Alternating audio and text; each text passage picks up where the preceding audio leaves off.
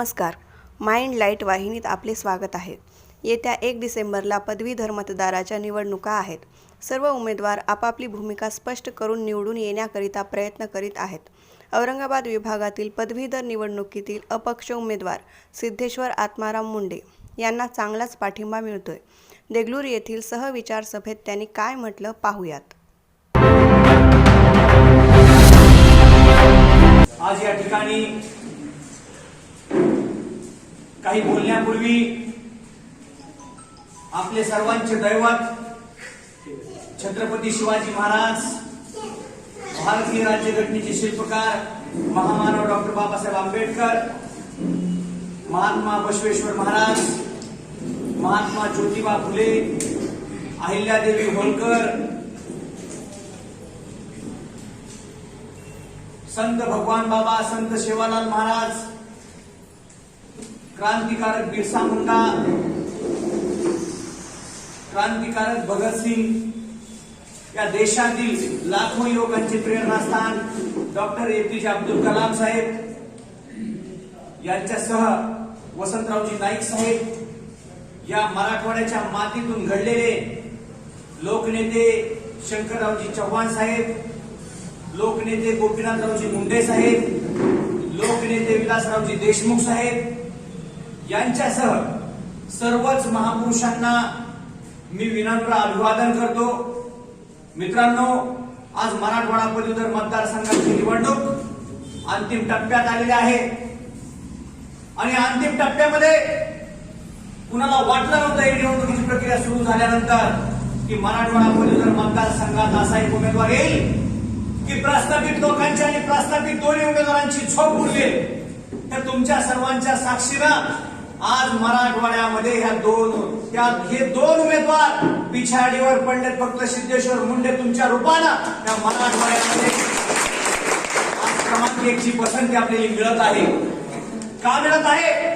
अरे तुम्ही 12 वर्षामध्ये कुणाचं काय केलंय? भाऊ आहेत, अविनाश भाऊ व्यासपीठावर उपस्थित आमचे मित्र आहेत पश्चिम महाराष्ट्रातून.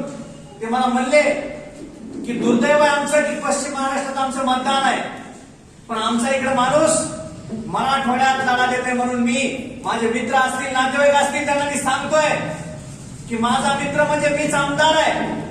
तसे पश्चिम महाराष्ट्रातून आलेले आमचे पश्चिम महाराष्ट्राचे उपाध्यक्ष बालाजी बोडके सर यांच्यासह व्यासपीठावर असलेले सर्व जिल्हाध्यक्षांसह सर्व मंडळी, मित्रांनो, हा लढा एकट्या सिद्धेश्वर मुंडेचा नाही. हा लढा जनसामान्य पदवीधराचा प्रस्थापित उमेदवाराविरोध आहे, प्रस्थापित व्यवस्थेच्या विरोधात आहे. त्या प्रस्थापित व्यवस्थेनं मराठवाड्यातील पदवीधरांना गृहीत धरलंय. लादलेत उमेदवार. हे उमेदवार जनसामान्याचे नाहीत, ते उमेदवार पक्षातील त्यांच्या कार्यकर्त्यांचे सुद्धा नाहीत, ते उमेदवार चळवळीतले नाहीत. हे उमेदवार सामान्य पदवीधर कर्मचारी, शासकीय कर्मचारी यांचे नाहीत. हे उमेदवार गुत्तेदार आहेत, हे उमेदवार घोटाळेबाज आहेत, हे उमेदवार जमिनीवरचे नाहीत, हे हेलिकॉप्टरनं फिरणारे उमेदवार आहेत, हे 5 स्टार हॉटेलमध्ये राहणारे उमेदवार आहेत डेली. या उमेदवारांना सामान्य पदवीधरांचं काही देणं घेणं नाही, सामान्य कर्मचाऱ्याचं काही देणं घेणं नाही. आज या देगलूर नगरीमध्ये आपला प्रचंड उत्साह आणि देगलूरच नाही तर संपूर्ण मराठवाड्यामध्ये आज 62वा माझा तालुका आहे. तर 62 तालुके मी फिरत असताना 62वा तालुका आहे आणि जवळपास 62 तालुक्यासह 100 गावामध्ये भेट दिल्यात. 62 तालुके आणि 100 गावं फिरणारा उमेदवार एकमेव सिद्धेश्वर मुंडे हे लक्षात ठेवा. आपल्याकडे एका उमेदवाराकडे राज्याचं सरकार आहे, दुसऱ्या उमेदवाराकडे केंद्राचं सरकार आहे. त्यांच्याकडे काही असेल, पण माझ्या सोबत तुमच्यासारखे जीवाचे माणसं आहेत म्हणून माझी यंत्रणा या उमेदवाराकडे. पदवीधरांना न्याय देण्यासाठी मी उभा आहे. काय केलं यांनी मराठवाड्यातल्या पदवीधरांसाठी? अनेक आपल्या मराठवाड्यामध्ये क्रांतिकारक होऊन गेले, संत होऊन गेले, महंत होऊन गेले, अनेक बलाढ्य नेते झाले, अभिनेते झाले, पण मराठवाडा उपेक्षित राहिला. दुर्दैवानं सांगावं लागतं आपल्याला की देशामध्ये नाही तर राज्यामध्ये जेवढे बेरोजगार पदवीधर आहेत. सर्वाधिक आत्महत्या ह्या मराठवाड्यात बेरोजगार पदवीधरांनी केल्या. दुर्दैवाची गोष्ट आहे. आणि या मराठवाडा पदवीधर मतदारसंघामधला आज तरुण, आज बेरोजगार, कंत्राटी कर्मचारी, शासकीय कर्मचारी वैतागलाय. त्यांचा जाहीरनामा तुम्ही पहा. आपलं येणार आहे आज जाहीरनाम्याचं पोस्टर की तुम्ही जाहीरनामा पहा 2 उमेदवारांचा आणि मग मतदान करायचं ठरवा. जाहीरनाम्यात साधा उल्लेख नाही. अरे लोक आज जीव देलेत. पदवीधरांसाठी आज काही नियोजन नाही. कंत्राटी कर्मचाऱ्यांचं आज बळी जात आहे. विना अनुदानित शिक्षकांना आत्महत्या करावी लागत आहे. जुनी पेन्शन शिक्षकांचा प्रश्न सुटला नाही. मग तुमचं सरकार काय कामाचं आहे? तुम्हाला आमदार खासदारांना जर वेतन घ्यायचं म्हणलं तर कुठली मागणी करायची गरज पडते का? सगळेजण एकत्र होऊन ती मागणी मान्य करतात. आज अनेक पक्ष हे 2 पक्षांना उमेदवार लागलेले. मुळात ही निवडणूक पक्षाची नाही. का नाही पक्षाची? कारण की या निवडणुकीमध्ये पसंती क्रमांक आहे. या निवडणुकीत चिन्ह नाही. डॉक्टर बाबासाहेब आंबेडकरांनी घटनेमध्येच तसं नमूद केलंय की हे प्रतिनिधी पक्षविरहित केले पाहिजेत.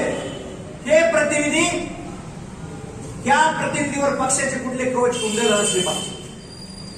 नाहीतर हे पक्षाचे उमेदवार, पक्षाचे आमदार असल्यानंतर सभागृहात बोलणार नाहीत. सामान्य पदवीधराला, शिक्षकाला न्याय मिळणार नाही.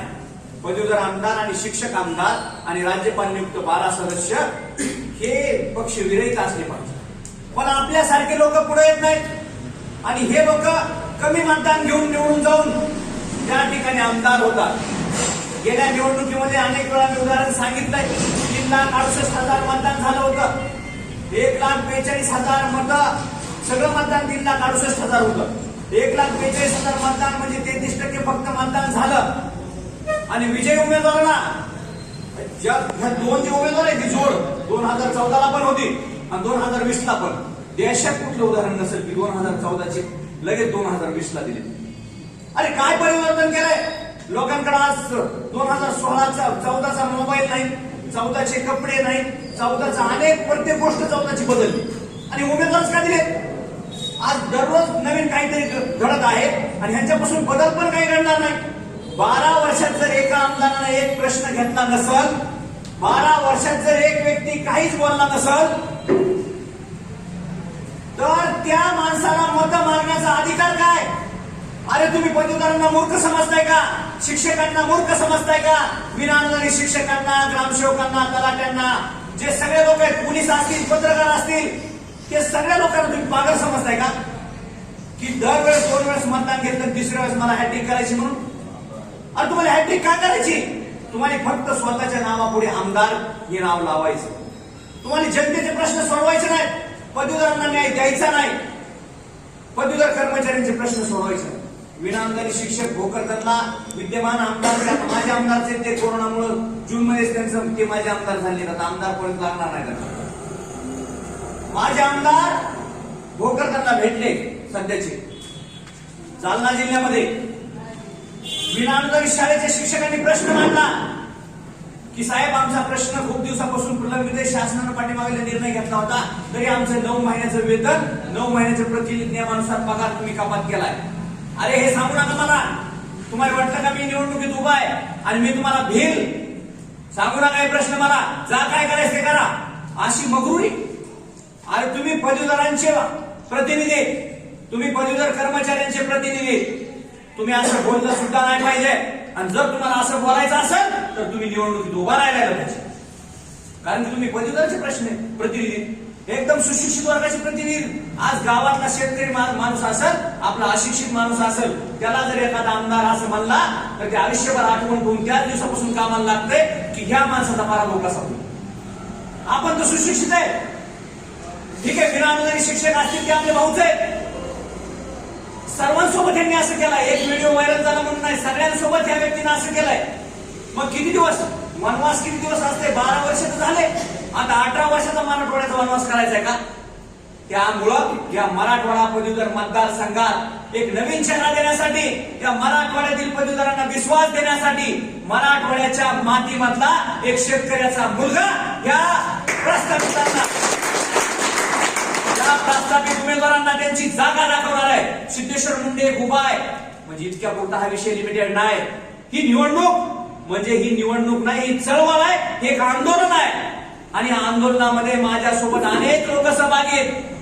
अनेक लोकांनी आपल्याला पाठिंबा दिला आहे. कालपर्यंत 25 संघटना होत्या, आजपर्यंत 30 संघटनांनी आपल्याला पाठिंबा दिला आहे. त्या उमेदवारांना एकाही संघटनेनं पाठिंबा दिला नाही. का दिला नाही?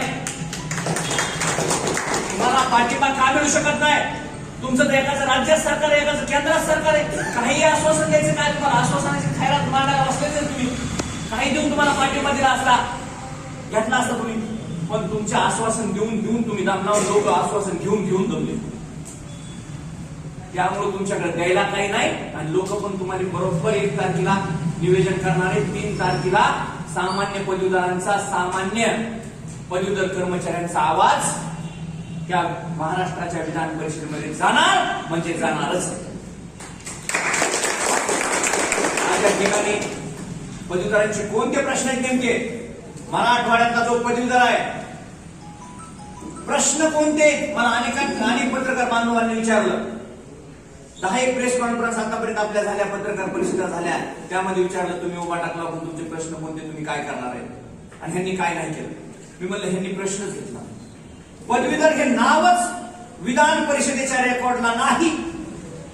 जर पदवीधर हे नाव विधान परिषदेच्या रेकॉर्डला नसेल तर पदवीधराचे प्रतिनिधी होण्याचा तुम्हाला अधिकार दिला कुठं? एक उमेदवार हे काय म्हणते फक्त यांच्या भाषणामध्ये, पत्रकारांना सुद्धा हे असं सामोरे जाऊ शकत नाही. त्यांनी कुठे ऐकले का 2 उमेदवारांनी प्रेस कॉन्फरन्स घेतली, काहीतरी पत्रकारांच्या प्रश्नाला उत्तर दिले? त्यांना तोंड नाही पत्रकारांच्या प्रश्नाला उत्तर देऊ शकत. काय केलं 12 वर्षात? मागील 25-27 दिवसापासून अनेक लोक विचारत आहेत काय केलं 12 वर्षात तुम्ही? एकही प्रश्नाचं उत्तर तर तुमच्याकडे नसल, एकही प्रश्न तुम्ही सोडविला नसल तर तुम्ही कशाच्या आधारावर उभा टाकलाय? आजचा पदवीधर पहिल्यासारखा नाही. आजचा पदवीधर डिजिटल आहे.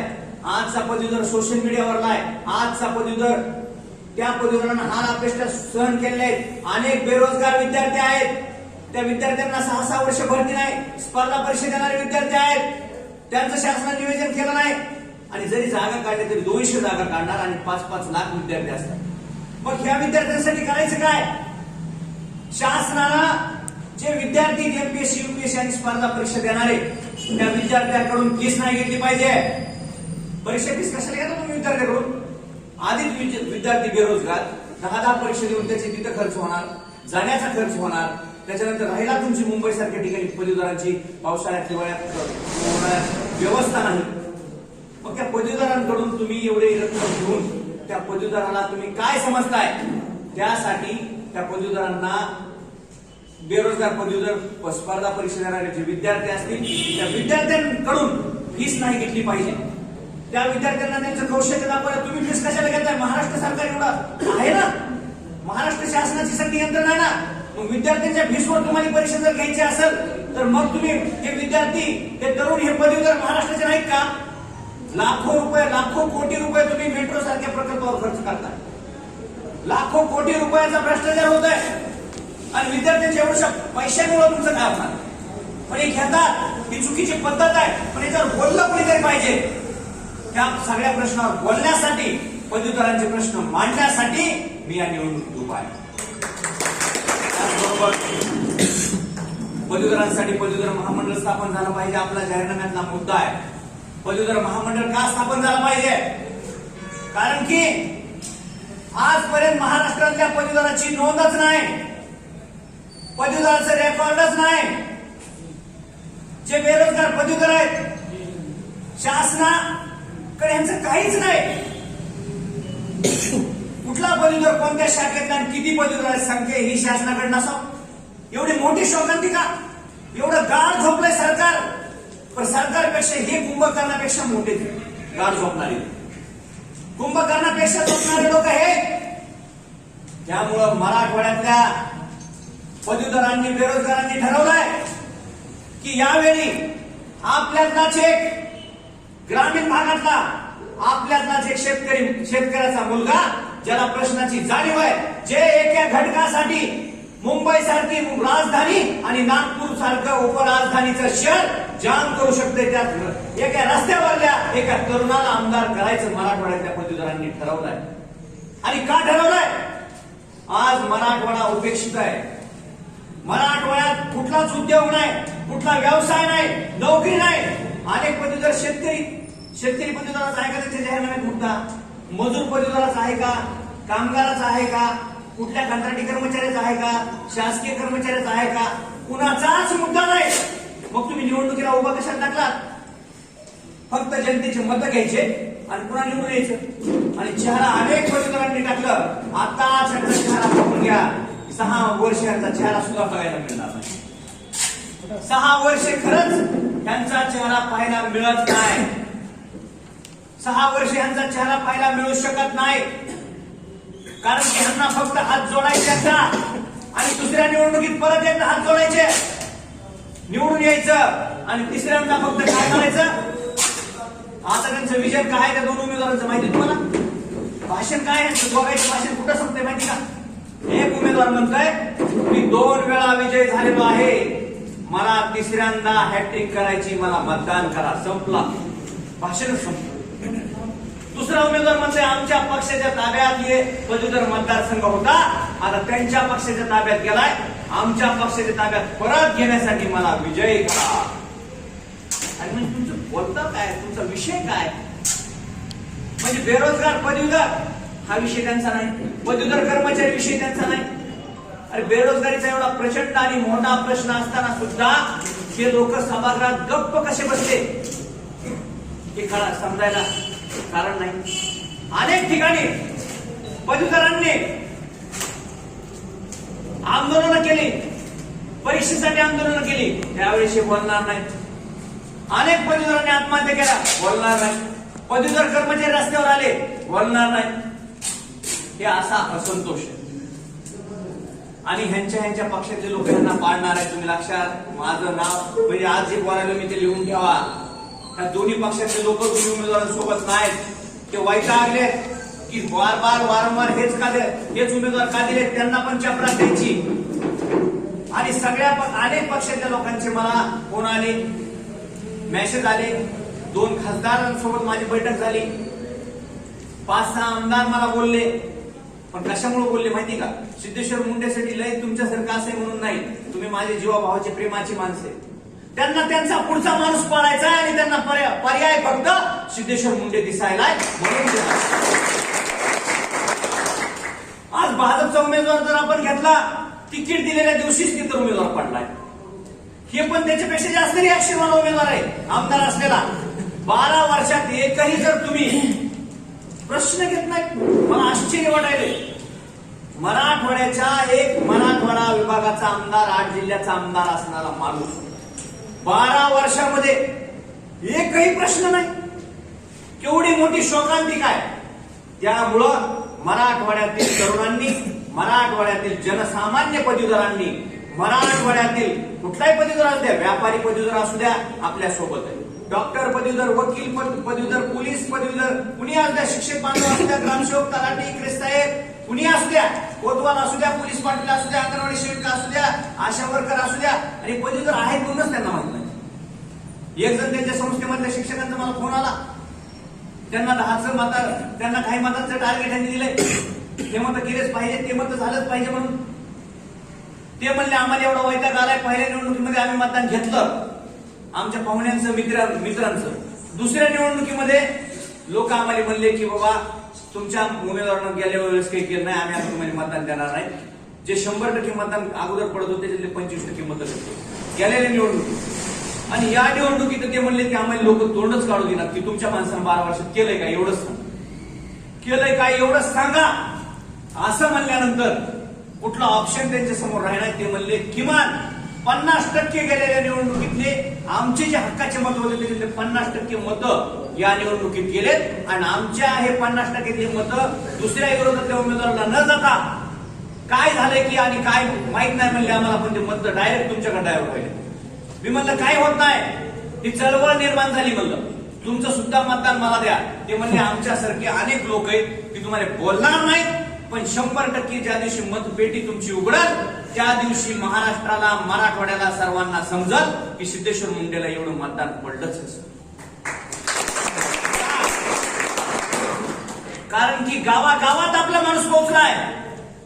नुसतं गावात नाही तर महाराष्ट्रातले अनेक जे आपले पदवीधर आहेत, अनेक सहकारी, त्यांनी मराठवाड्यातल्या आपल्या नातेवाईकांना, मराठवाड्यातल्या आपल्या मित्रांना सर्वांना सांगितलंय की सिद्धेश्वर मुंडे म्हणजे मीच आहे. त्या माणसाच्या हाताला धरून आपण काम करून घेऊ शकतो. ते चळवळीतला माणूस आहे, त्याच्याकडे संघटनेचं पद 5 वर्षांना या आमदारकीपेक्षा मोठं आहे, तरी त्यानं कधी जमीन सोडली नाही. आता सुद्धा तो जमीन सोडणार नाही. त्यामुळे एकदा आमचं ऐकून या चळवळीतल्या माणसाला तुम्ही निवडून द्या. नक्कीच मराठवाडा पदवीधर मतदारसंघामध्ये परिवर्तन घडल्याशिवाय राहणार नाही. जास्त वेळ तुमचा घेत नाही, खूप वेळ झालाय. कारण की मराठवाड्यातील 8 जिल्हे आणि 76 तालुके फिरायचे असल्यामुळे मी दररोज फिरतच आहे. काल रात्री 2 वाजता घरी गेलो. त्यानंतर ज्यावेळेस आपण बसलो, प्रत्येक ठिकाणी बैठक भेट वगैरे सगळा विषय झाला. रात्री मला घरी जायला 2:30 वाजले. 2:30 वाजल्यानंतर पुन्हा सकाळी 5ला निघायचं होतं, पण 5 ऐवजी मी 6ला निघाल्यामुळे उशीर झाला. म्हणजे दररोज माझी झोप सुद्धा 3.5 तास 3 तास होती. पण असू द्या, तुम्ही माझ्यासाठी येणारे 3-4 दिवस एक आपल्या सहकार्यासाठी, भावासाठी द्या. तुम्ही अनेकांसाठी दिले. कुठल्या कंपनीला पारितोषिक मिळवण्यासाठी रात्रभर जाऊन काम केलं असेल, कुठल्या प्रशासकीय अधिकाऱ्यांचं ऐकून काम केलं असेल, पण तुम्ही आपल्या सहकार्यासाठी हे येणारे 4 दिवस काही झालं तरी निवेदनात राहा. आपल्यामधलं सगळं कुणाचं काय असेल तर तालुका लेवलचं विसरून जा. तुमचा हा सहकारी हे 4 दिवस फक्त माझ्यासाठी द्या, 5 दिवस फक्त माझ्यासाठी द्या. 10 वर्ष जे तुम्ही मेहनत केली ते तुमची चक्रवाढ व्याजासह तुमची मेहनत मी वसूल करतोय. प्रस्थापित लोकांना धडा शिकवण्याची हीच वेळ आहे. मला अनेक जण म्हणले की सिद्धेश्वर मुंडे नावाचं ह्या कडीच्या त्या कडीला माणसं आहेत, एवढी यंत्रणा कशी लावली, एवढं कुठल्याही ठिकाणी बॅनर, कुठेही माणसं, कुठेही स्पीकर, जागेवर माणूस, जागेवर यंत्रणा, जाईल तिथं माणसं, एवढं नियोजन लावलंच कसं, हे कोण आहे? मी त्यांना सांगितलं, सिद्धेश्वर मुंडे कुणी नाही, सिद्धेश्वर मुंडे एक साधा कॉम्प्युटर ऑपरेटर आहे ज्यानं तुम्हाला ताऱ्यावर आणलाय. पण आज नाही, ज्या दिवशी निकाल लागाल त्या दिवशी अख्ख्या महाराष्ट्राला आणि देशाला कळणार आहे की ही यंत्रणा काय चीज आहे. अख्ख्या देशाला ही साधी गोष्ट नाही. 2 उमेदवार आहेत, बलाढ्य नाहीत, बलाढ्य विषय सोडून द्या.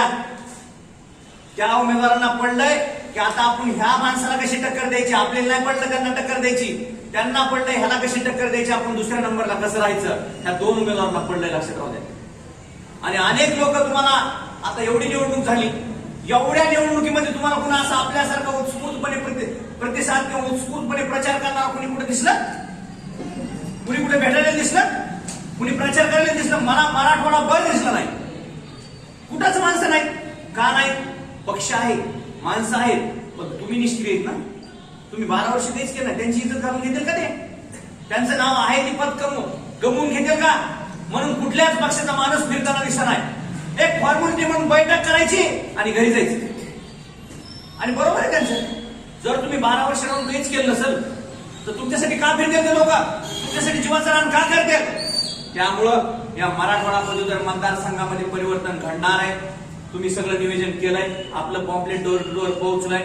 तसंही शहरामध्ये 2 दिवस राहिले, शहरामध्ये प्रत्यक्ष नियोजन करून आपली शाळा असेल, महाविद्यालय असेल, वकील संघ असतील, पत्रकार बांधव असतील, विविध शिक्षक संघटना असतील, त्या सर्व लोकांना आपल्याला भेटायचंय. 2 दिवसामध्ये त्यांच्यापर्यंत आपल्याला पोहोचायचंय. त्यांच्यापर्यंत आपली पोचचिट पोच करा, पॉम्पलेट पोच करा आणि शेवटला प्रत्येक गावातून आपला मतदार बूथवर गेला पाहिजे, त्यानं मतदान केलं पाहिजे. ही सगळ्यात मोठी यंत्रणा आणि सगळ्यात मोठं निवेदन हे शेवटच्या दिवशीचं आहे.